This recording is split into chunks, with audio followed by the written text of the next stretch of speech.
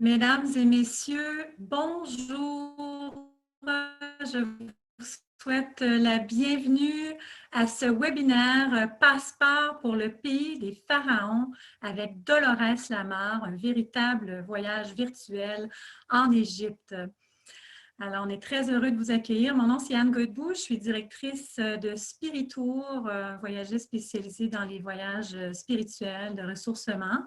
Notre mission, c'est de permettre à des individus de s'arrêter pour faire le point dans leur vie, se ressourcer, favoriser la croissance personnelle et spirituelle. Alors, on a eu cette idée de faire une chaîne de solidarité et d'espérance. Et donc, Dolores, qui est une collaboratrice déjà depuis quelques années avec Spiritour, a eu cette belle idée d'offrir un voyage virtuel en Égypte. Alors, pour ceux qui ne la connaissent pas, donc Dolores, elle est auteure, conférencière.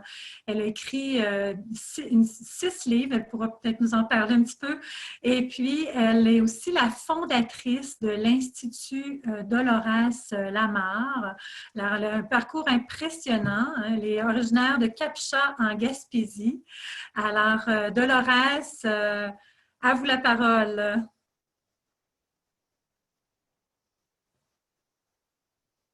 Oh, Dolores, il faudrait ouvrir votre micro. Alors voilà, j'ai enlevé le petit diaporama. J'espère que ça va. Ça me fait plaisir d'être là. Merci, Anne. C'est une belle collaboration. Puis mon cœur est tout réjoui d'être avec les gens. Bon, José, Lynn Bordua, Julie, James, etc. Puis je sais qu'il y en a beaucoup qui vont écouter aussi en réécoute, bien sûr, parce qu'il fait comme beau aujourd'hui. Et ben c'est ça, tous les moyens sont bons. On est chanceux d'avoir la techno. Moi, parler de l'Égypte, c'est un délice, bien sûr. C'est un voyage. J'ai comme envie qu'ensemble, on parte actuellement comme si on s'en va à l'aéroport. On s'en va prendre l'avion et on s'en va vraiment débarquer dans cette terre très ancienne. Alors, j'ai pris le temps de chercher des images, de monter un petit peu comme un voyage, de trier tout ça, ça m'a réjoui. Puis, ben, j'ai envie de vous parler d'Égypte, mais bien sûr, on a comme environ 1 heure pour nous.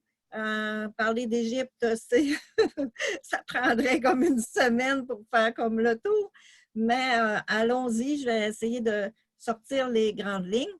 Et si vous avez des questions, vous pourrez les écrire dans le chat et Anne pourra me lancer la question à un moment donné ou peu importe. En tout cas, s'il y a des questions qui ne sont pas répondues, je crois qu'on peut le faire. Je pourrais répondre après aussi. Je pense dans le chat, c'est ça. Oui, exactement. On va s'assurer de répondre à toutes les questions. Je vois qu'il y a des gens qui ont levé la main.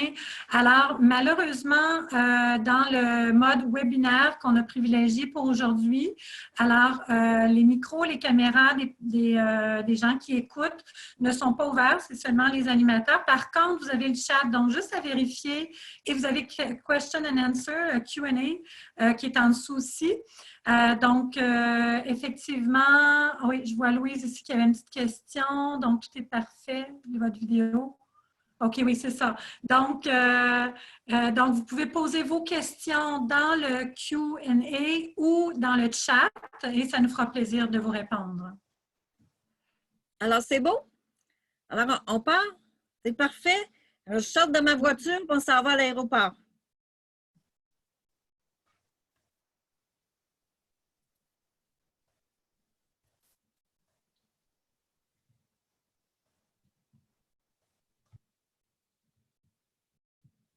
Ah, on dirait que je n'ai plus le contrôle du diaporama.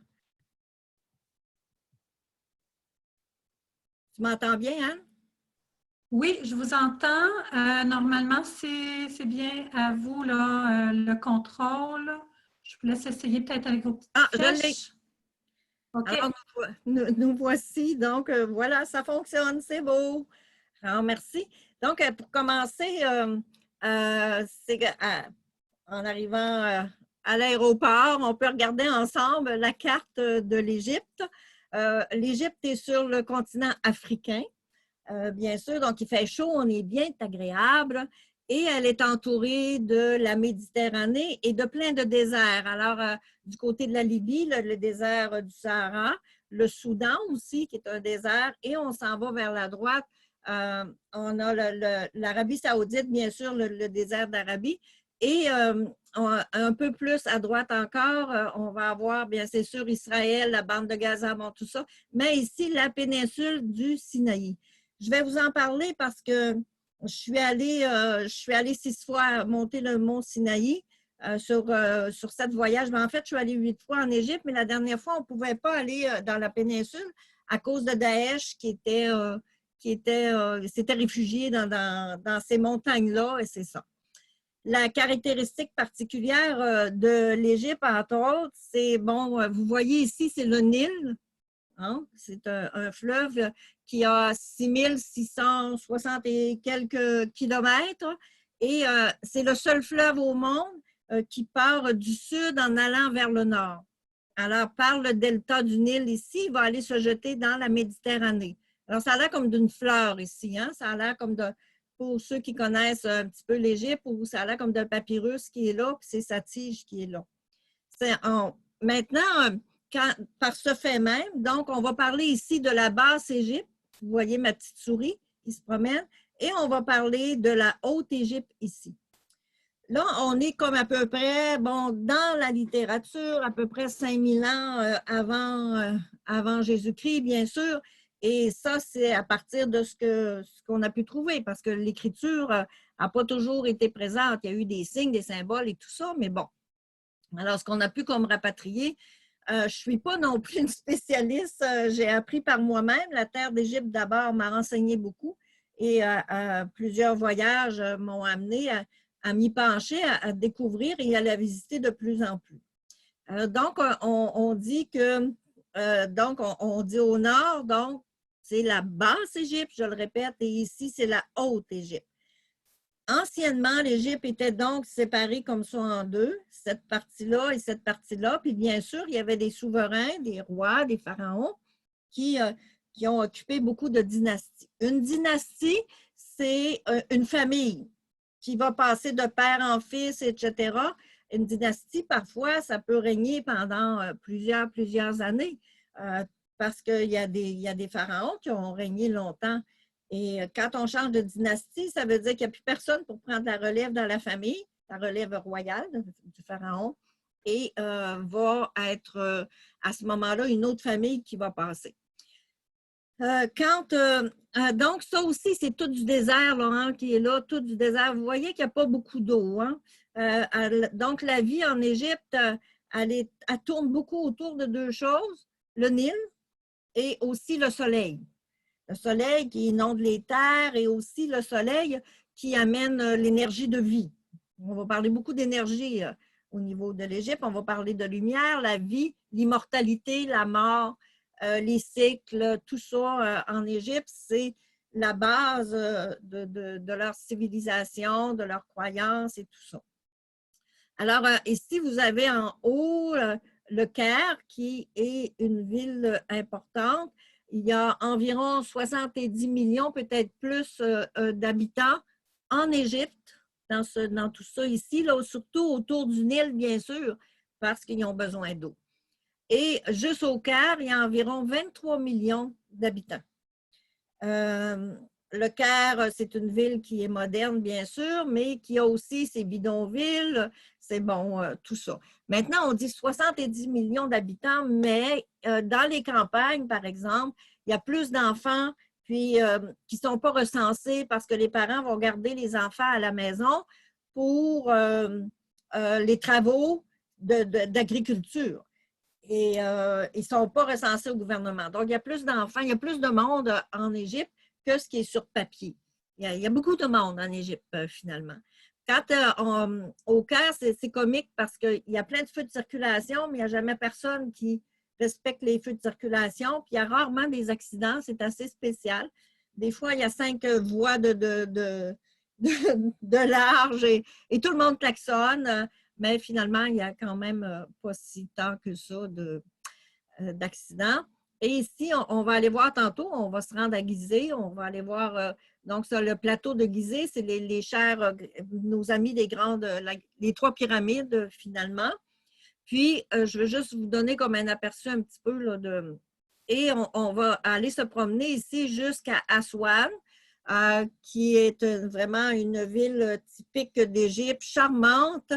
Et il y a un barrage qui a été irrigué, le grand barrage moderne, parce qu'il y en avait déjà un. Ça a pris une dizaine d'années à le construire, le barrage, pour vous dire. On l'appelle, c'est un lac, ça a formé le lac Nasser. Et c'était pour un barrage hydroélectrique, finalement, pour favoriser l'agriculture, parce qu'avant ça, dans les temps anciens, il fallait attendre la crue du Nil pour pouvoir, avec le limon qui montait et tout ça, nourrir la terre, puis faire de la culture. Alors, ça a été de 1960 à 70 qu'on a construit le dernier grand barrage. Je pense qu'il y a comme 7 km de long. Peut-être, là, je ne veux pas me mettre en erreur. Alors, ça, c'est Aswan. Ici, on ne le voit pas, mais c'est la Nubie qui a été déplacée. C'est un petit village. Ce sont des Égyptiens, mais des Égyptiens à la peau noire, comme des Africains. Ils ont vraiment un profil nubien différent des Africains tels que nous les connaissons.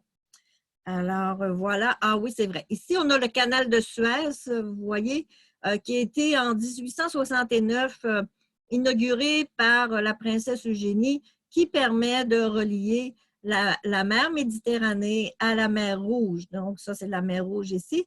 Et bien sûr, par le fait même, à favoriser l'économie et tout ça. Donc, quand on va dans la péninsule du Sinaï, on va traverser par le canal de Suez qui est ici. Donc, un petit peu de géographie, hein? Et ici, on va avoir le mont Sinaï, dont vous verrez des photos tantôt, et un endroit charmant ici, Sharm el-Sheikh aussi, qui est un endroit de villégiature très, très, très, très prisé par les touristes du monde entier. Alors, voilà. Alors, tout de suite ici, je vous parle des généralités, hein, avant qu'on commence qu'on prenne l'avion. Donc, ça s'appelle le disque solaire. On le retrouve beaucoup. Donc, aussi, vous avez, comme c'est très ancien, hein, les symboles ont été transformés. Aujourd'hui, vous pouvez retrouver ça, par exemple, le symbole de Chevrolet qui ressemble drôlement et beaucoup d'autres symboles qui s'y rapprochent.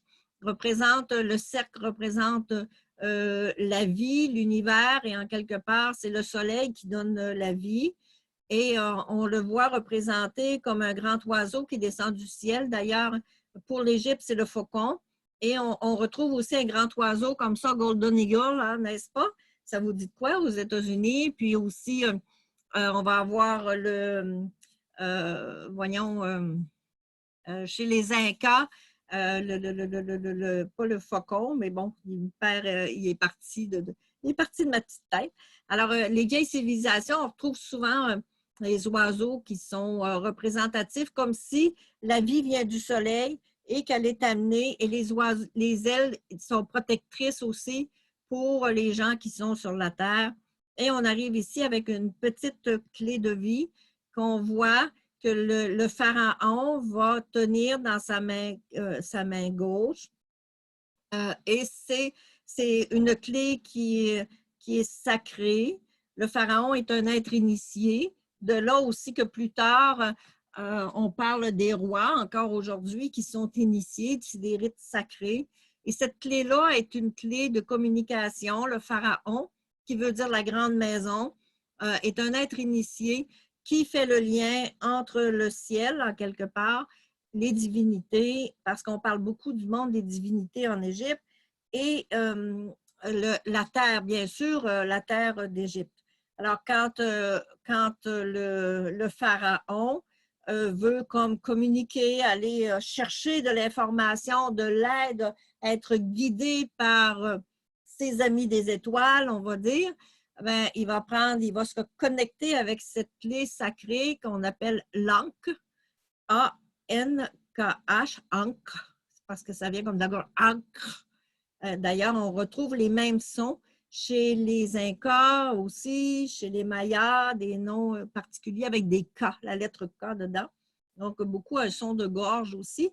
Et il va, se connecter et recevoir la guidance pour son peuple, pour l'économie. Il est le chef religieux, il est le chef politique, et il est initié. Donc, il y a des croyances, il y a beaucoup de divinités. Je vais y revenir tantôt. Alors, vous voyez ici cette clé. Donc, ici, ça peut représenter le delta, comme on a vu, le Nil, l'Est, l'Ouest, ou ça peut représenter simplement le Nil, l'Est, l'Ouest. Ça peut être l'homme, la femme et l'amour aussi que ça représente. La Haute-Égypte, la Basse-Égypte et le Nil. Le chemin aussi qui mène vers la lumière. Ça représente aussi l'humain avec la tête, les bras et tout ça. Donc, ça a des représentations très symboliques. Et vous voyez ici, c'est tout emprunt de hiéroglyphes, de dessins particuliers, c'était l'écriture. Ici, vous avez la déesse Isis, qui est, en fait, Isis que j'aime beaucoup. Je dirais que c'est mon maître, quelque part, d'inspiration. C'est grâce peut-être à cette rencontre, à cette énergie d'Isis que l'Institut existe aujourd'hui. Donc, Isis, pour vous la présenter, c'est une déesse. Encore aujourd'hui, on dit qu'Isis, on la sent, on sent sa présence et tout ça. C'est la mère veilleuse, mais en deux mots. Elle veille par ses ailes, symboliquement, à nous entourer, à nous protéger, par la magie de l'amour, par son souffle de vie. Elle nous aide à redonner vie aussi. Symboliquement, ça veut dire aussi se redonner vie de l'intérieur aussi, parce que parfois, on est un petit peu mort-vivant dans nous autres, on est triste, on vit des choses difficiles, et ces énergies-là viennent nous aider. C'est toute la base de l'enseignement aussi qui se donne à l'école, à l'Institut, donc des soins pour aider les gens à reprendre vie, à reprendre énergie. Alors, Isis, il faut que je vous parle un petit peu de la cosmogonie, c'est-à-dire, pour vous introduire, des divinités d'Égypte. Alors, reculons dans le temps, loin, loin, loin, loin, loin, et on va arriver dans ce que pour eux, le début de tout, qu'on dit que c'est le chaos, hein, n'est-ce pas? C'était le chaos à ce moment-là. Et du chaos qu'il y a eu dans l'univers, je vais dire ça. Et c'est repris aussi des fois sous d'autres formules où on va parler de plus proche de nous du Big Bang ou n'importe quoi. Donc, on va dire que le chaos a provoqué un choc et il est arrivé comme un grand, grand océan. On appelle ça l'océan primordial pour eux. Et de cet océan-là a émergé un grand soleil qui est monté. Et ce soleil-là, bien sûr, qui était bienfaisant, qui est la lumière et qui nous ravive. Hein. C'est comme nous autres, quand le soleil est là, on est plus joyeux, on est en vie. Ça fait du bien. On a besoin aussi, notre corps physique a besoin de ces rayons. Donc, on va l'appeler Atum Ra. Ra, c'est le soleil. Alors, je vois qu'il y a des participants qui lèvent la main. Écrivez vos questions dans le chat. Voyons, Anne pourra me les demander. Puis ça va me faire plaisir de vous répondre parce que dans cette formule-là, comme Anne disait qu'on a choisi, on n'a pas choisi comme lever la petite main. Fait qu'écrivez, puis on va vous répondre avec plaisir. Alors, donc, je reviens, le soleil est arrivé et ce soleil-là, lui, il a décidé le soleil qui créait l'air et l'humidité. Et il a décidé aussi qu'il allait créer la terre et le ciel. Alors, ça s'est fait tout un mariage, comme des couples royaux, parce que, dans les divinités égyptiennes, on est beaucoup dans la royauté, dans la souveraineté, on est beaucoup, mais on parle de la royauté, c'est pas avec l'ego, tout est divin, tout est vers le sacré dans l'Égypte. Alors, c'est toujours les dieux, il y a plusieurs formes de dieux, il y a toute une cosmogonie. Alors, les dieux ont des corps humains avec des têtes différentes qui représentent, un dieu ou un autre dieu. C'est vraiment intéressant. Et de la terre et du ciel aussi est arrivé, des êtres qu'on appelle, on va dire des enfants aussi, qu'on appelle Isis, Osiris, Seth et Nephthys. Et là, ben, je me dois de vous raconter la légende égyptienne. Je vais être brève quand même, mais autour d'Isis et d'Osiris. Alors, vous voyez Isis à l'écran. En fait, c'est comme 4 frères et sœurs, mais à cette époque-là, bien sûr, les frères et les sœurs, tout ça, ça formait des couples. Alors, il y avait besoin de se reproduire aussi. Alors, Isis était un grand enseignant, pardon, Osiris était un grand enseignant qui prêchait, si on veut, les vertus de la lumière, de l'énergie, les bonnes choses et tout ça. Il voyageait à pied, bien sûr, parce que c'était comme ça. Et Isis, elle, c'était comme celle qui prenait soin du peuple, qui était aussi la magicienne, si on veut, qui soignait à tous les niveaux et tout ça. Et Seth, S-E-T-H, de là, Seth qu'on voit des fois le nom dans des films qui sont un petit peu noirs. Seth était le frère d'Osiris et il était jaloux parce que lui avait reçu comme des terres non fertiles, il avait reçu les déserts. Puis Osiris, lui, il avait reçu les terres qui étaient fertiles plus près du Nil. Alors, Seth n'était pas content, puis il n'aimait pas son frère. Donc, il y a aussi la déesse Nephthys, parce que, bon, elle aussi, c'était les 4 ensemble, là, qui étaient les 4 enfants, si on veut, qui sont arrivés suite à la création. Et Seth avait un projet, il voulait tuer son frère Osiris. Il s'est organisé, bon, je vous ferai gré de toute l'histoire. Ben, il a fait son plan réussi et il a tué son frère Osiris, il l'a dépecé et il a mis ses morceaux un petit peu partout en Égypte. Mais la belle Isis qui a des pouvoirs très divins de voyance et bon, qui est très élevé au niveau de la cosmogonie, s'aperçoit de tout ça, puis elle est capable, par sa voyance, de retrouver tous les morceaux de son mari chéri, Osiris, et va l'amener dans le désert qui s'appelle aujourd'hui la région d'Abydos, dans un désert, le désert qui est dans le sud, si on veut, du Caire. Il y a un temple d'ailleurs de consacré à Osiris qui est là, le temple de l'Osirion. On retrouve aussi, pour ceux qui connaissent, la fleur de vie à cet endroit-là, sur les murs d'un des temples de cette région. Alors, elle va prendre toutes les pièces du corps de son mari, puis avec plein d'amour, puis elle pleure, à tout ça, elle pleure tellement que le Nil déborde, et elle souffle dessus, puis elle l'enveloppe de ses ailes, et elle lui redonne vie. Alors, c'est un symbole aussi. Si on prend l'amour, si on a le souffle de vie sur quelqu'un, sur soi, ça nous ravit, ça nous redonne la vie. Alors, il y a beaucoup de métaphores, beaucoup de symboliques. Ben, en fait, la religion, le culte égyptien est rempli de symboles qu'on peut prendre aujourd'hui puis amener dans notre vie, bien sûr. Autrement, ça nous aide à comprendre des choses aussi.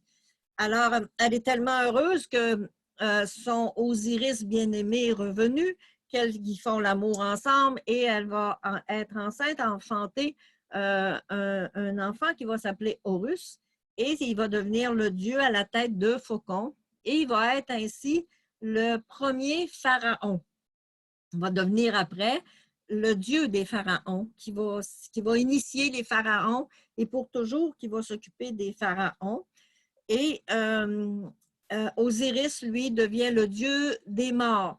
Donc, aussi dans les croyances égyptiennes, l'immortalité est présente, mais que quand la mort arrive, il doit y avoir une espèce de jugement. On va peser, on utilise le mot âme, on va peser l'âme et elle doit être plus légère qu'une plume, la plume d'une déesse qu'on appelle Mahat, qui a sur la tête une petite plume.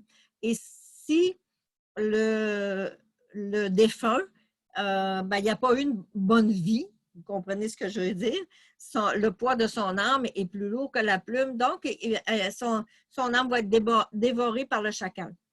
Et sinon, il va pouvoir avoir l'autorisation d'entrer dans le royaume des morts. Il y a des passages à faire.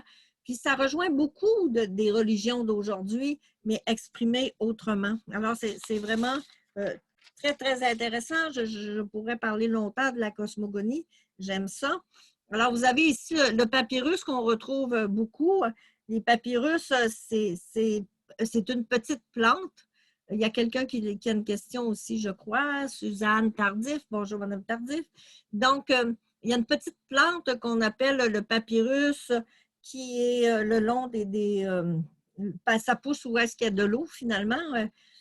Et on va l'aplatir, tout ça, ça va devenir, on va la croiser, puis ça devient le papier là, sur lequel on pouvait faire des dessins, qu'on a écrit plus tard les dessins les dessins, mais aussi les lettres, les hiéroglyphes, bien sûr. Ici, juste pour vous voyez comment le dessin est placé. Ils ont toujours c'est comme s'ils sont toujours à plat sur les pieds. C'est assez spécial, les dessins égyptiens. Vous voyez, se tiennent les mains ici. Quand il y a une robe comme ça, c'est parce que la personne est décédée. Ça veut dire, bon, et là, ici, on parle le chapeau bon, les deux plumes, ça représente le dieu Amon, qui est le dieu, le grand dieu, le soleil, si on veut. D'ailleurs, il y a un petit disque solaire qui est là. Puis ici, c'est Isis, mais on la voit aussi avec une représentation comme c'était une lune ou une vache, une tête comme ça qui est là. Puis comment on peut lire les noms? Regardez ici, vous avez comme une petite chaise, hein? C'est ça. Ça veut dire que quand on voit ça à côté du personnage, ça, c'est Isis. Et à côté ici, on pourrait voir que c'est avec, voyons comment ça s'appelle, ici sa cartouche qu'on appelle, c'est Néfertari, qui était l'épouse du grand pharaon mégalomane un peu, qui s'appelle Ramsès II. Vous voyez ici justement une cartouche, puis ben là, je l'ai dans mon cou, la mienne, vous ne pouvez pas la voir. Qu'est-ce qu'une cartouche? Partout en Égypte, sur les colonnes, les temples, vous allez trouver des dessins où quand vous avez un personnage, vous allez avoir toujours ce genre de truc à côté, allongé, qu'on appelle une cartouche. Puis en fait, c'est quoi l'origine? C'est le disque solaire et on va l'étirer le disque solaire pour rentrer dedans le nom du personnage. Alors, par exemple, si c'est un roi, le roi, ben, comme il est le fils du soleil, on va toujours avoir un soleil qui va être dans une cartouche qui est avec un roi. Donc, on sait que c'est un roi. Mais on a appris à décoder les hiéroglyphes comment? Parce qu'il y a un monsieur, un chercheur qui s'appelle Champollion, c'est un Français, qui, dans les années 1800 quelque chose, a trouvé ce qu'on appelle la pierre de Rosette. Et la pierre de Rosette, dessus, il y avait des inscriptions en ancien égyptien, en grec et une autre langue qui leur a permis, en hiéroglyphe, bien sûr, c'est les symboles, les signes qui étaient là. Donc, ils ont pu pouvoir décoder, grâce à ça, tous les hiéroglyphes, finalement, qu'on peut trouver sur les temples. Et les temples sont remplis de ces hiéroglyphes. Alors, juste pour vous parler de ça ici, voyez-vous, ça représente le bâton du berger, c'est celle qui guide aussi. Le roi, le pharaon en a un aussi, bien sûr. Il y a des éléments très importants qui sont intéressants. Alors, on va passer à une autre ici. Ben, vous voyez ici un drôle de chapeau et ça représente, on retrouve les plumes ici qui sont, on retrouve encore Isis avec la forme ici. Des fois, c'est Hathor, la déesse Hathor, mais des fois, c'est la déesse Isis. On va le savoir par la cartouche qui est à côté. Regardez la forme ici. Ça, c'est comme un chapeau, hein, qui monte jusque-là. Alors, ça ici, en principe, c'est rouge.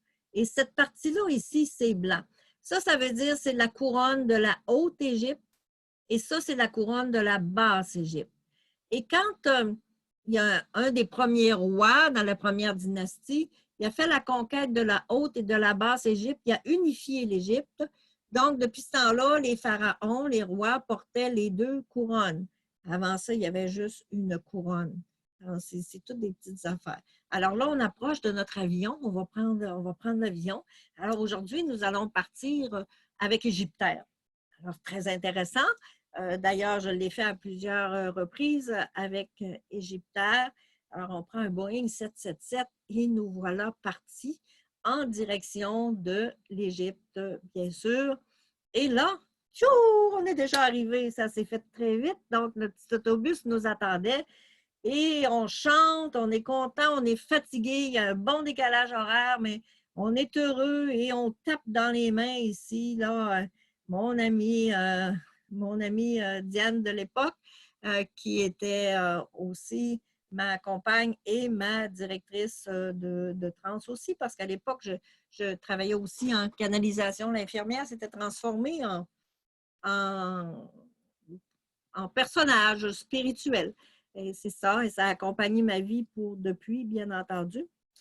Alors voilà, nous sommes au Caire. Hein? Et là, imaginez, ding, ding, ding, ding, ça crie, c'est tout le monde. Il n'y a pas d'accident, mais personne ne respecte à regarder. Là. Ça, c'est une fin de journée un peu. Alors, on avance, on s'en va en direction vers les pyramides. Et là, voilà nos amis, le plateau de Gizeh. De la vue que vous avez ici, ils n'ont pas l'air alignés, mais elles sont parfaitement alignées. Alors, les pyramides sont faites de calcaire qui viennent de ce plateau ici. Et on dirait que c'est elle la plus haute, mais c'est un mensonge parce que la plus haute pyramide, c'est celle de Khéops qui est ici, qui mesure 143 mètres de haut, mais qui a perdu à cause de l'érosion une dizaine de mètres, donc elle est à peu près à 137. Elle n'est plus recouverte. Imaginez, elle était recouverte d'un alliage d'or et d'argent et avec tous les dessins, les symboles dessus, bien sûr. Ça a tout été pillé, ça, avec le temps. Là, c'est pour ça qu'il n'y a plus rien. Mais elle s'est conservée. C'est de la pierre sur pierre. Tu ne peux même pas passer une feuille de papier entre deux pierres. C'est assez spécial. Elle est carrée, tout à fait carrée. Et à l'intérieur, moi, j'ai eu la chance de rentrer dedans 7 fois.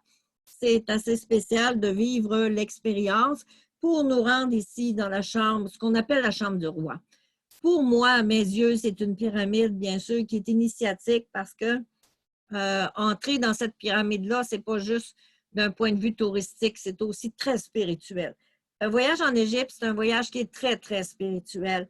Et c'est pour ça que je prépare, moi, quand j'y vais, mes gens, 3 semaines à l'avance par des exercices énergétiques, une préparation d'introspection et tout ça, pour que la terre d'Égypte, on vienne en résonance avec elle. Parce qu'elle aussi, quand on marche dans ces terres-là, on reçoit des choses.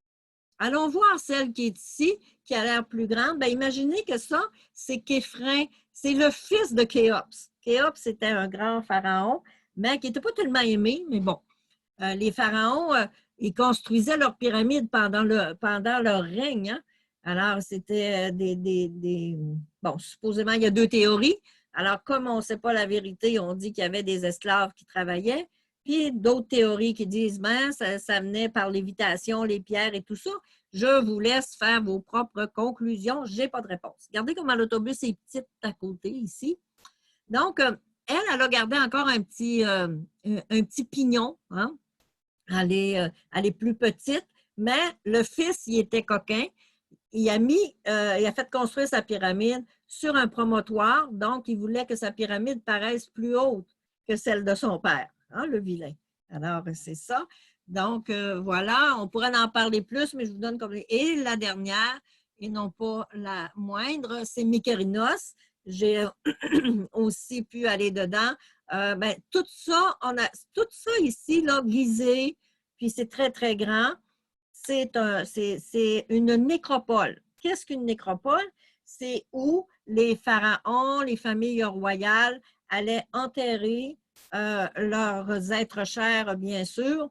Et il n'y avait pas juste des tombeaux royaux, il y avait des tombeaux des reines aussi, bien sûr, mais il y avait aussi le tombeau du clergé qui était très important parce que le clergé était très important à l'époque des premières religions de l'Égypte. C'est la religion d'Amon, qui est une religion qui est polythéiste, donc plusieurs dieux, comme je vous parlais tantôt, mais on va voir qu'à un moment donné, aussi, c'est devenu monothéiste dans l'histoire.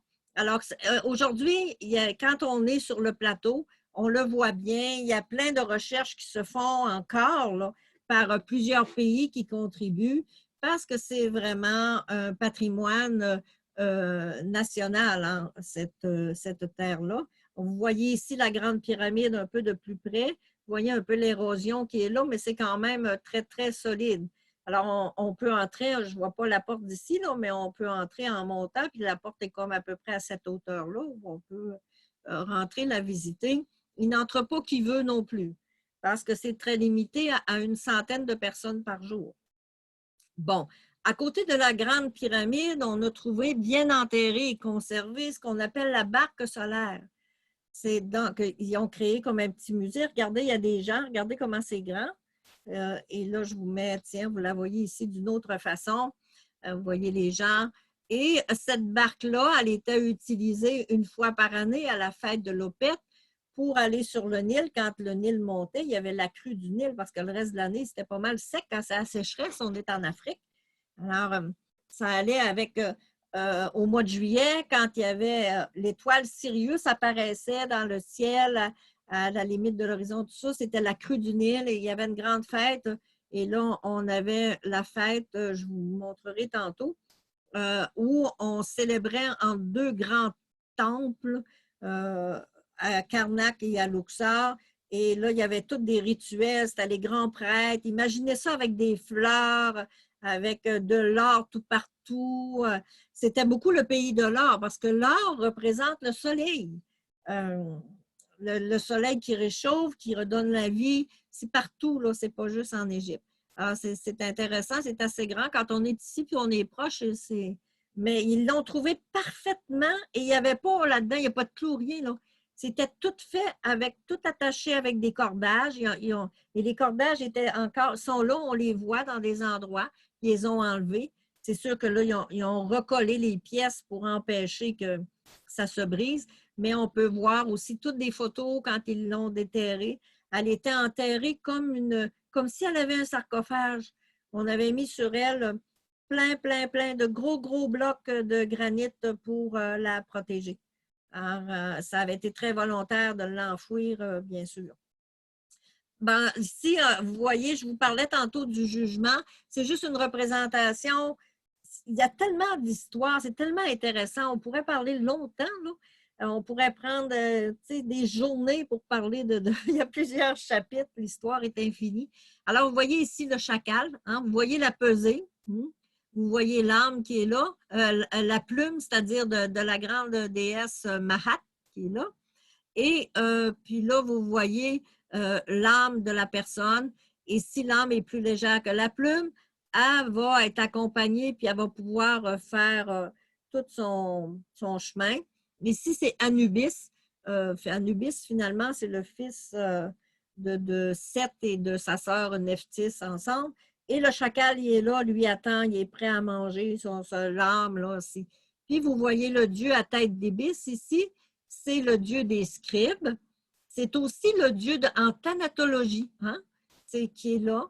Alors, lui, il a eu pour mission de conserver le savoir. Ça remonte aussi, aujourd'hui, ceux qui ont plus une vision ésotérique, on va parler de l'agnose et tout ça. Donc, on a protégé. C'est un dieu à tête d'ibis. L'ibis, c'est un oiseau. Alors, juste ça, c'est un papyrus. Les papyrus racontent l'histoire, hein? Il y a le papyrus de Herbe qui est dans un musée, je crois que c'est en Allemagne, il me semble que c'est à Berlin. C'est le plus long et on raconte plein de choses sur la médecine aussi, comment eux autres ils traitaient, comment ils soignaient et tout ça. Bien, ça, c'est moi. Dans le désert, je suis une amoureuse du chameau. La première fois que j'ai monté sur un chameau, j'ai eu absolument peur. J'ai braillé ma vie, mais finalement, écoutez, j'aime tellement le chameau, j'aime courir avec le chameau. C'était des animaux extraordinaires, d'une grande... Ah, c'est comme les chevaux, hein, mais c'est encore plus. Alors ici, ça, c'était un groupe, justement, parce que c'est mes groupes à moi que j'amenais en Égypte. Alors, vous voyez la pyramide de Saqqara. Ça, c'est la première pyramide avant que les pyramides soient toutes lisses, hein. On avait enlevé cette partie-là ici, gardé juste ça, la première ici. Ça, on appelle ça un mastaba. Et à l'époque, les premiers rois, ils se faisaient comme enterrer, c'est-à-dire momifiés, hein, parce que c'était la momification, bien sûr. Puis ça, c'était ce qui allait par-dessus leur sarcophage. Puis, à un moment donné, bon, on a commencé à ajouter, et c'est devenu par après la pyramide lisse, comme vous les avez vus tantôt. Alors ça, on est à Saqqara, qui est un endroit, bon, à côté dans la nécropole aussi, c'est très grand, à Memphis, dans la ville de Memphis. Puis, il y avait une fête aussi qui était célébrée ici une fois par année. Il y avait des obstacles, et le pharaon devait prouver qu'il était encore fort. Et je cherche le nom de la fête, c'est la fête d'Epsède, E-P-S-E-D, Epsède. Puis là, il devait vraiment courir, il y avait des défis. Puis s'il n'était pas assez fort, il aurait perdu son titre de pharaon. Alors, on la voit ici aussi. Alors, bon, on voit ici la pyramide de Képhren, qu'on voit derrière le Sphinx. Alors, notre ami le Sphinx, il est très, très haut aussi. Hein? Alors, le Sphinx, c'est, vous voyez, c'est le dieu, on dit que c'est la tête de Képhren. On voit la pyramide qui est en arrière. On voit ici, ben, il y a eu beaucoup d'érosion. Dans l'histoire, on dit que quand Napoléon, il y a eu la guerre, et tout ça était enterré. Hein? Les pyramides étaient enterrées, le Sphinx était enterré. Fait qu'il y avait juste comme le nez, on voit ça dans Astérix. Là. Alors, il y a Napoléon a bombardé le nez du Sphinx en quelque part. C'est ce qui est resté dans l'histoire et qu'on nous raconte toujours avec amusement quand on va là. Mais vous voyez ici, vous avez le voile pharaonique qu'on appelle le némès, qui est simplement un tissu qui est attaché en arrière. Mais ici, ce qui est important, c'est qu'on ne voit pas là, mais on le voit, par exemple, sur les couronnes, sur les masques funéraires. On appelle ça l'auréus, c'est le vautour et la tête de cobra qui sont des signes de protection importantes pour des dieux, pour le pharaon, bien sûr.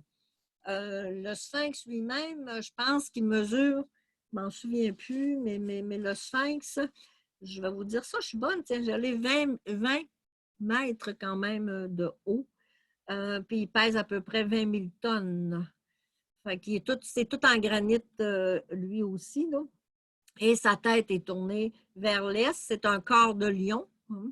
Et la tête est tournée vers l'est parce que l'est, c'est la vie. Alors, j'ai oublié de vous dire tantôt, à droite, la rive du Nil, c'est l'est, bien sûr, et à gauche, c'est la mort. Donc, les nécropoles vont toujours être à gauche du Nil. Alors, on le voit mieux ici. Vous voyez les pattes et, bon, et tout ça. Mais ça, c'était tout enterré jusqu'ici, là, dans le sable. Là. Tout partout. Il y a des bons spectacles là aussi. J'ai été chanceuse parce que, vraiment chanceuse, parce que les scarabées ne sortent pas le jour, mais pas du tout. Puis comme on se promenait justement entre les pyramides et tout ça, tout à coup, il y a une fille qui me crie, et on l'a en gros plan, mais là, je ne l'avais pas avec moi. Alors, c'est un scarabée. Alors, le scarabée, c'est un signe d'immortalité très important aussi. Le pharaon aussi offrait un scarabée en or royal à quelqu'un quand il voulait l'honorer. Et aussi, quand le pharaon meurt, on met un scarabée en or sur lui, sur sa momie, au niveau du cœur. Il représente l'immortalité. Parce que dans ses petites pattes ici, là, le scarabée, lui, il ramasse des excréments, puis il va pondre ses œufs, puis il va laisser ses œufs dans le trou, puis ça va faire des bébés scarabées. Alors, il est hermaphrodite, donc il se reproduit. C'est le cycle de la vie. Il représente l'immortalité. Alors, c'était comme un grand cadeau de trouver ce scarabée-là. Il est bleu royal, si on veut, avec plein de petits points blancs. C'est assez spécial. Oh, mais c'est un beau petit chameau, on les aime, on aime beaucoup, on a le goût d'aller leur frotter le nez un peu. Alors, ils sont bien sympas, il est couché sur ses pattes ici. C'est une expérience, le chameau. C'est bien le fun. Et quoi la différence entre un chameau et un dromadaire? C'est le chameau, il y a deux bosses. Bon. Alors là, on avance, on a pris un autre avion, on sort de la région de Gizeh, du Caire, et on s'en va au sud. Vous savez où est-ce que je vous ai dit? Le barrage d'Aswan, hein, qui était là. Et vous avez, c'est le Nil, hein, qui est le long ici. Alors, vous voyez la verdure le long du Nil, puis après ça, c'est les déserts de chaque côté. C'est très beau. Alors, des vues du Nil aussi.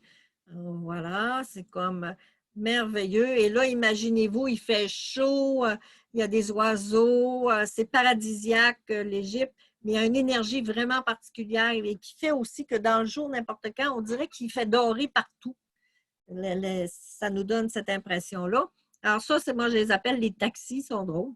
C'est des bateaux, des felouks aussi, comme dans le temps de Jésus, à cette époque-là. Alors, on en voit ici aussi, c'est d'autres vues qui sont là. Ça, c'est avec mon groupe. Il y en a peut-être qui sont à l'écoute et qui se reconnaissent. Et un des groupes que j'ai fait, c'est en 2017, celui-là. Alors, on faisait une petite balade sur le Nil parce que là, on se déplaçait pas en felouk, on avait un objectif. Ça fait notre hôtel était sur une île, l'île Éléphantine, sur le Nil. Et donc, on devait, pour aller à terre, toujours prendre ce genre de bateau-là. C'est le taxi. Nos amis les chameaux. Ici, on s'en va faire une balade dans le désert dans le désert. On est à Aswan et on va visiter un monastère, le monastère de Saint-Siméon, qui a été les apôtres à l'époque aussi ont côtoyé ce monastère-là. Et quand il y a eu beaucoup de guerres, bon, les chrétiens sont allés se cacher. Le désert a servi, pas le désert, mais le monastère a servi d'abri, mais aussi il a été quand même beaucoup transformé pour répondre aux besoins des chrétiens. Il y avait donc plus de moines qui étaient là. Regardez le ciel bleu. Il est toujours comme ça, le ciel en Égypte. Ici, c'est une mosquée. C'est la jolie mosquée de Aswan. On a eu la chance à quelques reprises d'entrer, de visiter dans la mosquée parce que j'ai un ami musulman qui est un guide aussi, puis que, bon, en tout cas, on pouvait avoir des petits passe-droits. Donc, ici, c'est une autre petite mosquée, mais regardez comment le village, regardez ça, là. Ça, c'est les bidonvilles. Mais même s'il y a des bidonvilles, là, dans le Caire, là, on dit que c'est la ville aux 50 mosquées. Il y a des mosquées, il y en a comme partout. C'est les champs de prière que les musulmans, regardez, le monsieur est dans la tour, là, puis il va lancer les prières ici, là, on le voit bien. L'intérieur d'une mosquée, mais j'avais d'autres photos, j'ai pris rien que celle-là. Donc, c'est les endroits de prière et de... Bon, vous connaissez, vous en entendez parler un petit peu. Alors, ça, c'est des dattiers. Donc, l'agriculture, mais premièrement, là-bas, si on regarde au niveau de l'économie, c'est beaucoup le tourisme. Puis il y a aussi la canne à sucre, il y a les dattes, les olives, le coton, les tapis, le canal de Suez aussi, bien sûr, les parfums, parce qu'on va dans des parfumeries. Il y a des parfums qui ne sortent, par exemple, parfum de lotus, l'huile de lotus, ne sort pas d'Égypte. Elle n'a pas le droit. Si elle sort, c'est parce que c'est nous qui en achetons, mais encore là, des fois, il y a du marché noir. Alors, voilà, avec un petit chameau. Regardez les outils, c'est encore les outils d'aujourd'hui, là. Alors, vraiment, ici, c'est un manche avec, bon, ils sont en train de couper, de briser, donc c'était un peu ancestral. D'autres taxis, les felouks pour aller se promener, c'est des bateaux à voile merveilleux pour le coucher de soleil sur le Nil de toute beauté. Les enfants vont à l'école, ceux qui vont à l'école, bien sûr, c'est une demi-journée parce qu'il fait chaud, hein, et ils vont travailler aussi dans les manufactures. Quand ils sont plus grands, ils vont faire des tapis. Ils font des très beaux tapis et vous savez, c'est les tapis orientaux, sont présents partout dans le monde. Hein. C'est magnifique tout ce qu'ils font. Alors, je vous ai mis des scènes de la vie de tous les jours. Hein. C'est comme... ça, c'est deux religieuses avec lesquelles j'ai travaillé longtemps parce qu'on apportait des médicaments dans nos bagages cachés. On apportait, un petit peu d'argent des activités qu'on faisait. On apportait du linge pour les petits-enfants et tout ça. Alors, sœur Eugénie est décédée. Elle avait 93 ans à l'époque. Puis, ça, c'est la sœur responsable de l'infirmerie. Comme moi, j'étais infirmière, c'est sûr que j'étais entre les deux. Puis, c'était l'école primaire, la maternelle et tout ça. Et quand on y allait, c'était toujours comme une grande fête parce que, bon, j'étais comme une espèce de bienfaisante pour eux autres. Avec les enfants préparaient des chants. Puis, les enfants sont très, très propres. Hein, Alors, il y a beaucoup de fleurs en Égypte. Je vous ai mis, c'est très, très joli. L'hibiscus, qui est une fleur qu'on la considère la fleur sacrée. Alors, on est encore, vous voyez, d'autres points de vue sur le Nil, magnifique. Un souk, le soir, où vous pouvez acheter plein de trucs. Là, on est du côté du marché. Ça, en fait, c'est parce que j'ai resté toute seule avec un petit bout en Égypte et je pouvais, ici, comme c'était possible d'aller avec mon ami. Puis, on était donc, on allait chercher des fruits, des légumes qui coûtaient pas grand-chose. Voilà des classes d'enfants, vous voyez, les jeunes filles portent le foulard ici, là, le hijab, j'ai toujours de la misère à le dire, et voilà, les jeunes hommes. Donc, le blanc est vraiment blanc. Vous voyez les policiers aussi, c'est étonnant des fois comment le blanc est blanc. Bon, ici, je voulais découvrir le henné, donc je me suis fait peindre les mains et les pieds. C'est une mode là-bas, bien sûr. Puis aussi les danseuses sacrées à l'époque aussi. Et là, ben, ça m'arrive parfois de faire des mariages spirituels en Égypte ou ailleurs. Et ben, ça en était un beau moment. Il y en a peut-être qui vont se reconnaître. Et on fête après un mariage, bien sûr. C'est merveilleux, on danse. Et ici, vous avez les derviches tourneurs, si vous connaissez, c'est un ordre de moines c'est vraiment des moines, mais leur danse est vraiment comme une élévation jusqu'à ce qu'ils viennent en transe. Mais ce n'est pas un état de transe comme on connaît ici pour aller recevoir une canalisation ou quelque chose. C'est une union avec ben, ce qu'on appelle le divin, on va le dire comme ça. C'est l'objectif. Et vous avez des derviches qui vont faire des spectacles aussi. C'est assez intéressant. Ils commencent à tourner tranquillement et à un moment donné, ils vont très, très, très, très vite. Vous pourrez aller voir des fois sur YouTube. Je suis certaine que vous allez trouver des spectacles de derviches tourneurs. Mais il faut comprendre, c'est pas juste un show, c'est vraiment tout l'ordre qui est en arrière de ça. Le coucher sur le Nil incontournable, d'aller prendre ça. On ne peut pas aller en Égypte sans aller faire un petit tour en felouk et sur le Nil avant le souper. On mange à 7 heures, alors on est encore sur le Nil ici. Ça, c'est le grand hôtel à Aswan où est-ce qu'Agatha Christie a écrit le roman Meurtre sur le Nil et aussi que Dalida allait se réfugier avec son amant, pour ne pas le nommer, et que tout le monde à Aswan le sait. Puis je suis allée dans cet hôtel-là. C'est très, très English, si on veut aussi, mais c'est magnifique. Ça s'appelle la Vieille Cataracte. Bon, là, je vous amène dans un enseignement. Je n'ai aucune idée quelle heure il est. Moi, je m'en vais de même, puis je pilote l'autobus. Alors, j'ai besoin de vous enseigner un petit peu parce qu'on va commencer à voir des temples. Alors, le temple est le lieu de culte. C'est un lieu où on s'unit à Dieu ou au Dieu, comme vous voulez, mais là, on est dans le culte du soleil et tout ça, donc on s'unit aux divinités.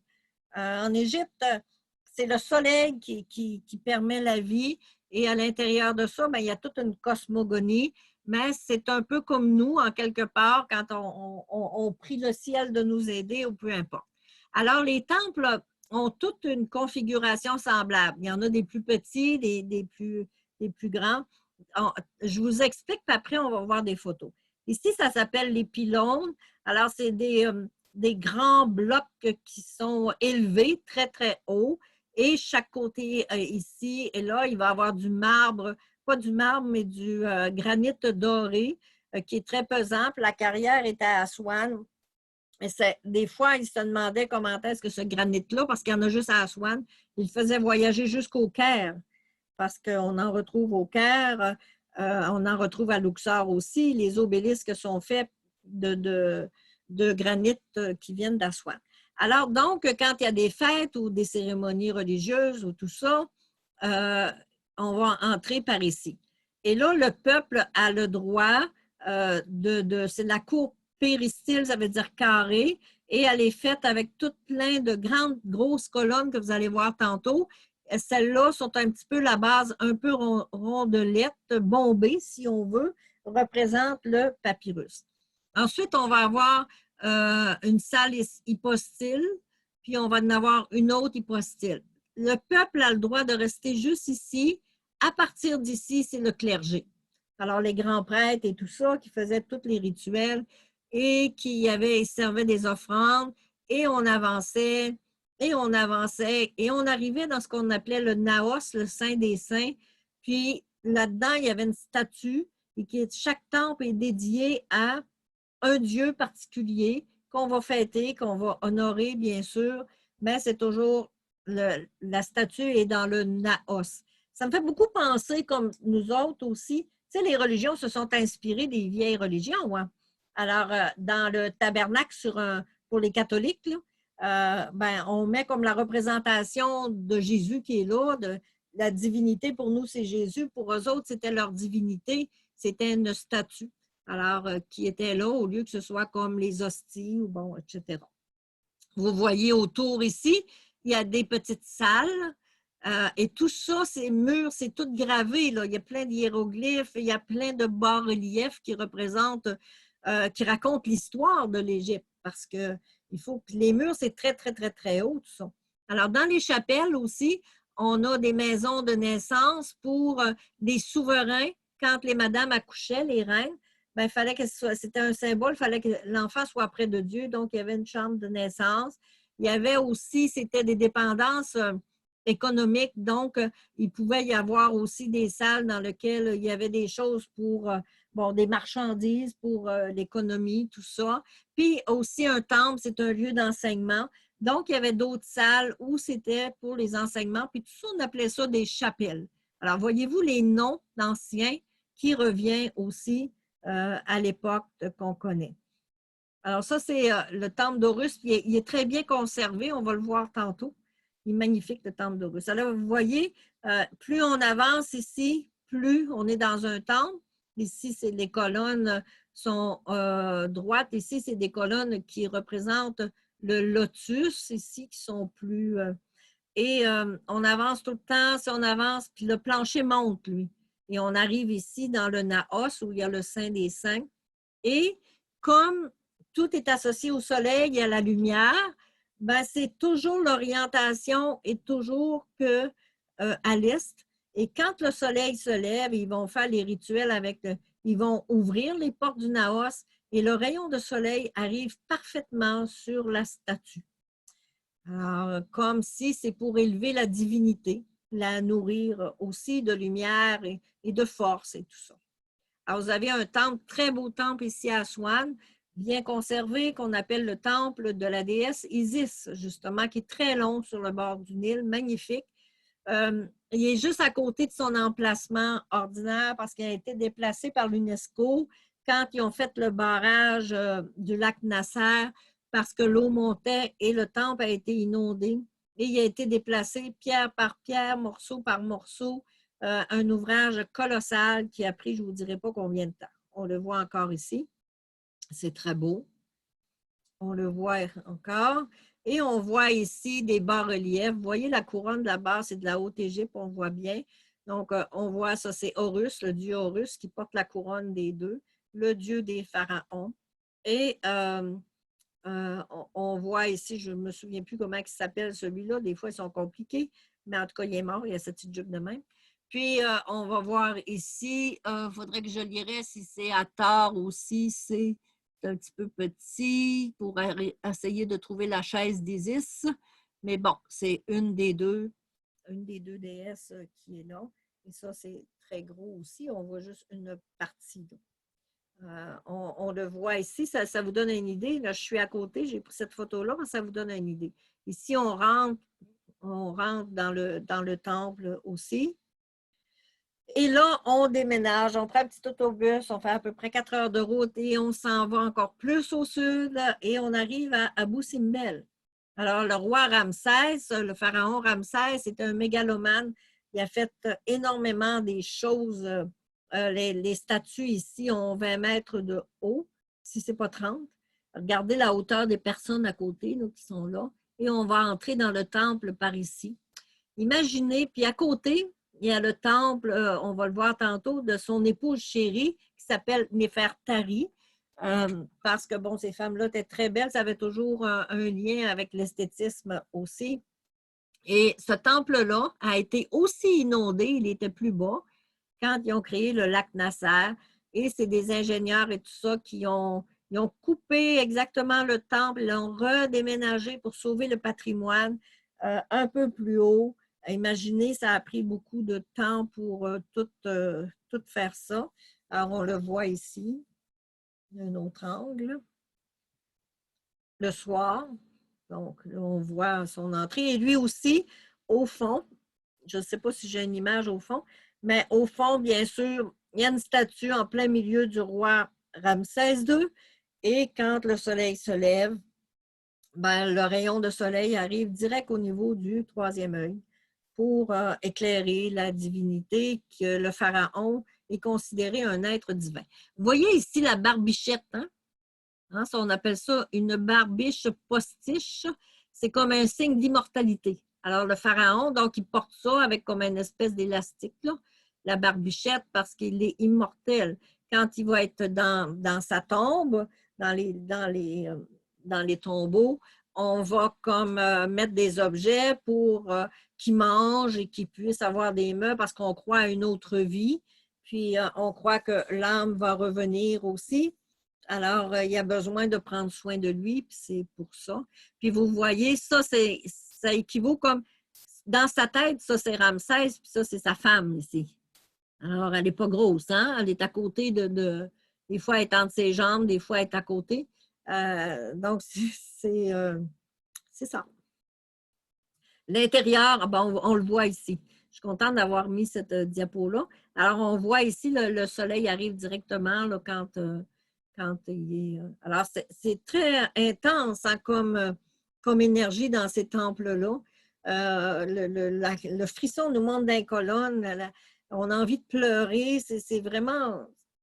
Il n'y a pas un mot à dire. Il n'y a rien à dire. Le temple nous initie, nous enseigne. Ça, c'est le temple de son épouse, Néfertari aussi. Alors, on voit l'entrée qui est là. Beaucoup avec, ça c'est une représentation de la déesse Hathor que des fois on voit aussi avec des petites cornes là, de vache, là, comme des fois on voit Isis. Alors c'est très très beau. Regardez tous les bas-reliefs en arrière. Il y a des couleurs de conserver aussi. Bon, alors ici, on est en Nubie. C'est mon ami Halaf, justement, chez qui j'ai été accueillie dans la famille, dans un rituel assez particulier à un moment donné. Mais il n'y avait jamais vu de femme blonde, alors, parce que c'est vraiment, c'est des tribus. Et on nous offre ici le thé à l'amande. Donc, on boit le thé à l'amande. Hein, c'est vraiment une tradition et très bon en Égypte. Chacun fait son thé. Et aussi, il y a le thé d'hibiscus qui est un symbole d'éveil de conscience. Alors, quand vous arrivez dans les hôtels, d'habitude, ils vont vous offrir souvent un thé d'hibiscus, mais ça symbolise que c'est l'accueil, la bienvenue, mais c'est aussi l'éveil de conscience. Bon, alors là, on prend une caravane avec des policiers et on monte dans le désert et on s'en va vers le temple de Kom-Umbo. Kom-Umbo, c'est le seul temple qui a deux dieux, parce que je vous ai dit tantôt, dans le Naos, il y en a juste un. Alors lui, c'est le temple de la dualité entre ici, cette partie-là qui représente l'ombre et la lumière. L'ombre, c'est le dieu Sodek, on l'appelle Sodek. C'est pas parce qu'il est noirceur, mais lui, il fait son ombre parce qu'en quelque part, il veut travailler à l'équilibre personnel. Donc, c'est un dieu représenté par la tête de crocodile. Et ici, on va avoir le dieu Horus, qui est le fils d'Isis et Osiris, le dieu à la tête de faucon. Et on doit travailler à avoir l'atteinte de l'équilibre à partir de la dualité intérieure. Vous voyez ces magnifiques colonnes ici qui représentent des lotus, toutes travaillées aussi. On voit ici les cobras autour du soleil qui protègent les divinités. Il y a plein de choses quand on est devant on peut passer des heures à regarder tout ça. Et on peut entrer loin, loin. Le temple est très, très bien, très grand aussi. Vous voyez une momie de crocodile, bien sûr. Je n'ai pas mis des photos de Bastet, la déesse chat, mais aussi, les chats étaient vraiment, on les momifiait. Chaque famille avait un chat aussi. Bon, pour d'autres raisons, mais je ne vais pas tout vous dire, là, il est sans garder. Alors, on voit ici le temple. Bon, c'est bien sûr une représentation, mais vous voyez comment ça pouvait être dans le temps et c'était fortifié. Ça nous rappelle nos fortifications un peu partout dans le monde aussi. Donc, on n'a pas refait le monde, hein, ça part dans quelque part. Alors, c'est ce qu'on appelle les pylônes ici. Ça, c'est tout en beau granit rose aussi. On entre, le peuple peut fêter tout ça ici. Puis ça, c'est toute la partie sacrée du temple aussi. On voit ici des inscriptions. Bon, ça, je l'aime beaucoup parce qu'elle, je l'ai retrouvée en arrière en fouillant dans les temples. Pas qu'il reste 2 minutes. Est-ce qu'il reste juste 2 minutes, Anne? 4 minutes? Oh là là là là! 5. On va y aller rapide. Alors, ça représente comment les femmes accouchaient dans le temps. On voit bien le bébé qui est là, bien sûr. Alors, c'est assez spécial. La barque sacrée qui représente aussi, tantôt on a vu la barque solaire. Ça, c'est une autre forme de représentation, si on veut, de la barque solaire. Le dieu Horus, représenté à son temple, le temple de Edfu. Ici, c'est le temple d'Hatshepsut. Je ne sais pas si on le voit mieux. Non. Alors, la reine Hatshepsut, c'est la seule reine pharaon, femme, qu'il y a eu. Elle portait la barbichette aussi. Elle a régné pendant une trentaine d'années. Elle a fait installer 4 obélisques aussi à Karnak, dans un grand temple. Alors, on voit bien l'Auréus ici, là, qui est là. Les temples étaient tout enterrés. Hein? Regardez comment il y avait du sable là, qui était là. Hein? Puis, il y a eu des chrétiens aussi qui se sont cachés là-dedans. Regardez les colonnes, comment c'est gros. Ça, c'est le temple de Luxor aussi. Très beau, un spectacle le soir. Puis les obélisques, ben, je pourrais vous en parler longtemps parce qu'ils ont une signification particulière. Ils ne sont pas là pour rien. C'est pas juste comme... bon. La vallée des rois. Alors, on va trouver des tombeaux rois, des tombeaux reines, la vallée des rois, la vallée des reines, bien sûr. La nécropole du côté gauche du Nil, dans le coin de Luxor.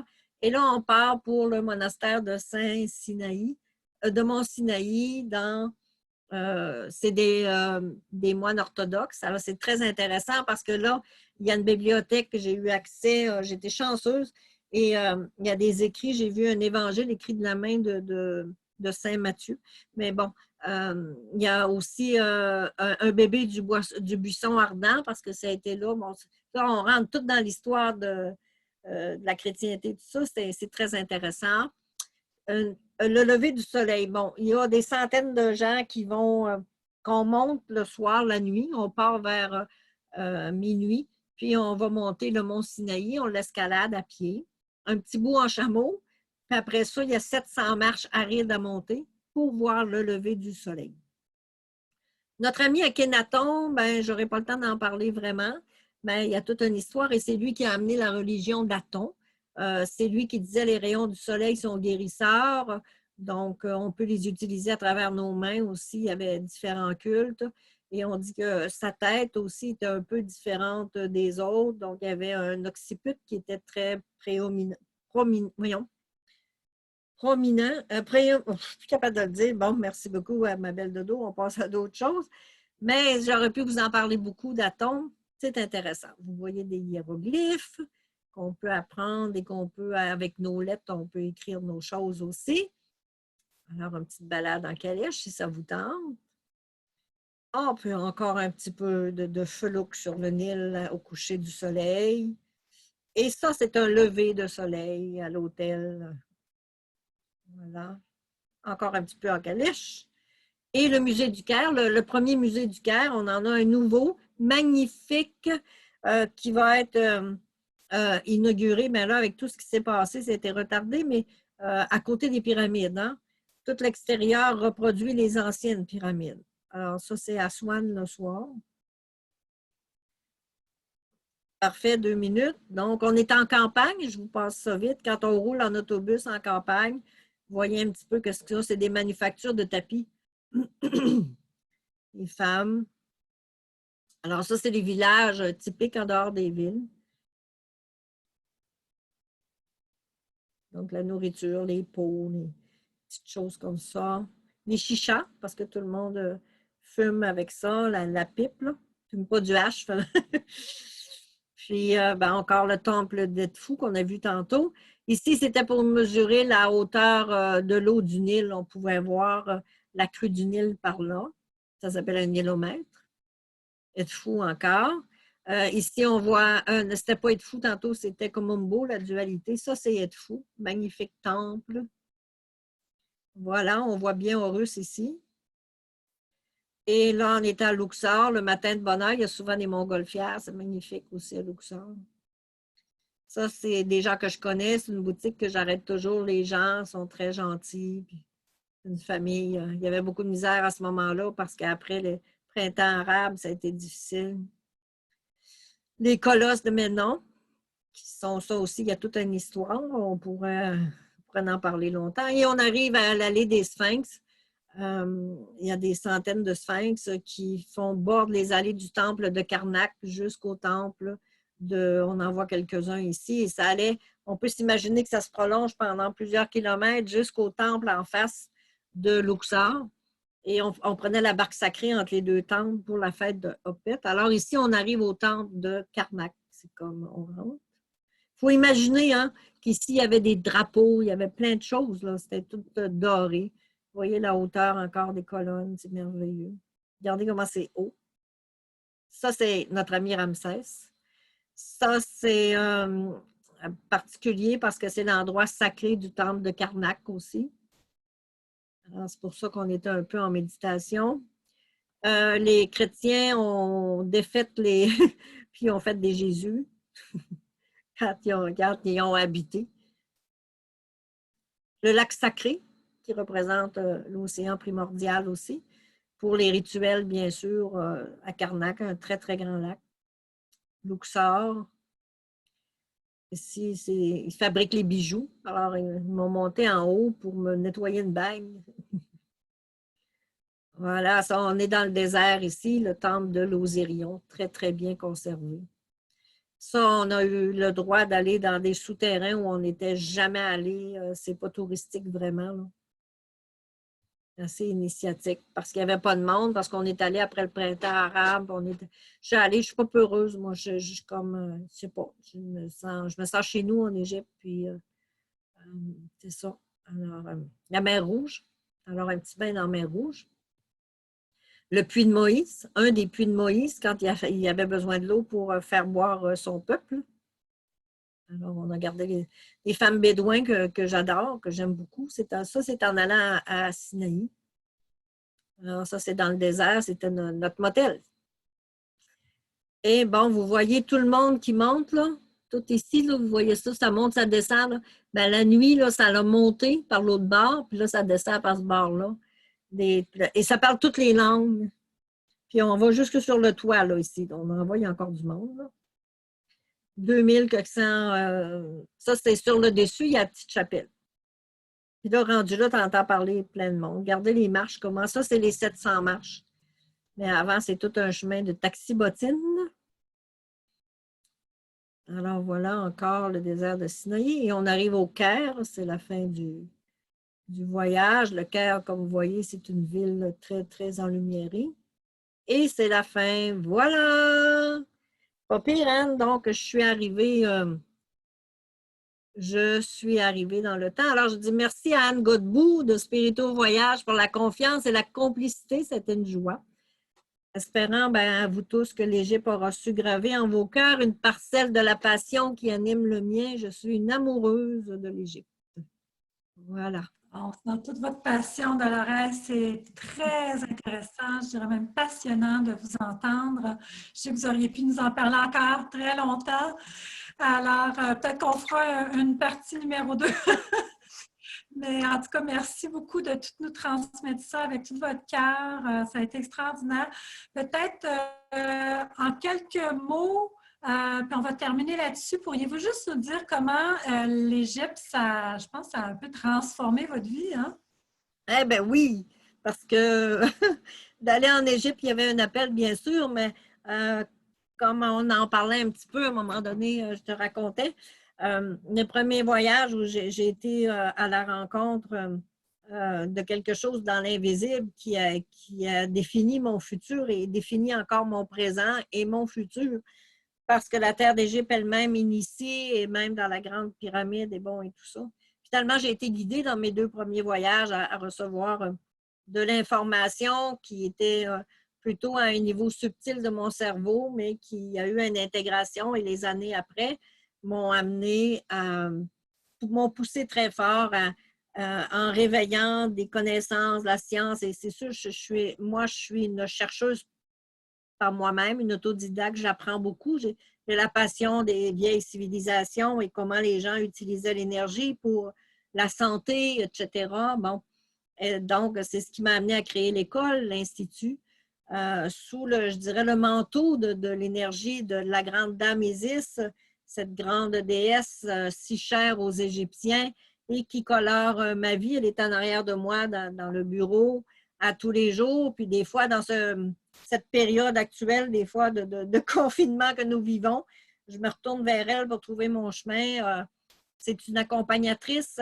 Moi, j'ai ma foi chrétienne aussi, mais je suis vraiment polyvalente dans toutes les religions. Je les ai étudiées à ma manière à moi. Puis, donc, l'Institut, c'est un bébé de l'Égypte en quelque part. Cette énergie-là colore tous les enseignements, tout ce qui se transmet à l'Institut. Puis, ben, ça colore aussi ma vie.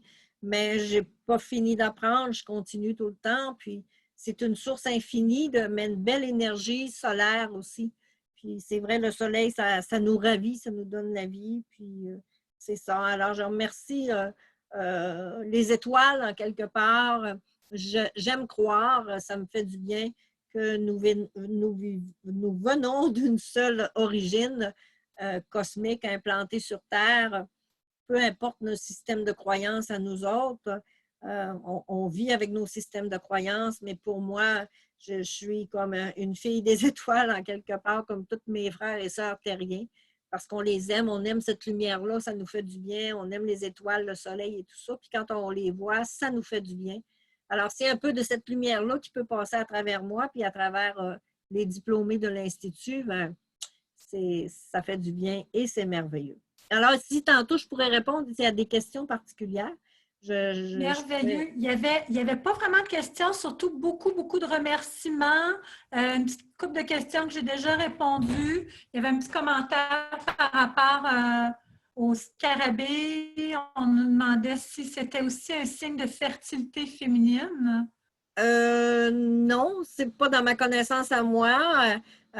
C'est un signe d'immortalité, c'est hermaphrodite et tout ça, mais ça l'est dans un sens où on va demander, par exemple, il y a un scarabée au temple de Karnak, je ne veux pas prendre de temps, puis là, on s'en va comme tourner autour, puis là, on demande, par exemple, pour, oui, la fertilité féminine. Je comprends ce que Julie veut dire, c'est Julie, je pense, là-dedans, de ce côté-là. Mais si on regarde un sens religieux, non, mais dans un sens autrement plus large, oui, absolument. Les femmes vont tourner 3 fois autour pour être enceintes dans ce sens-là. C'est ça. Oui. Un grand merci. Je te laisse le mot de la fin. On se laisse là-dessus. Merci beaucoup, Dolores. Ben, merci, Choukran. Choukran en égyptien qui veut dire merci. Alors, Choukran à tout le monde. Et ben, bonne route. Et j'espère que j'ai pu vous transmettre mon amour pour l'Égypte et peut-être le goût de découvrir cette belle terre aussi dans laquelle je suis. Ah, allô! Dans laquelle je suis totalement chez moi quand j'y vais. Alors, merci Anne. Merci, je vous aime. Bisous, bisous. Puis bonne suite de confinement, puis gardez confiance. Tout arrive au moment juste, de la façon juste, et auprès des bonnes personnes, on ne changera pas d'autre chose. La loi du lâcher-prise, c'est ça. Alors, merci, bisous, bisous. Alors, je te laisse finir la réunion, la couper, Anne.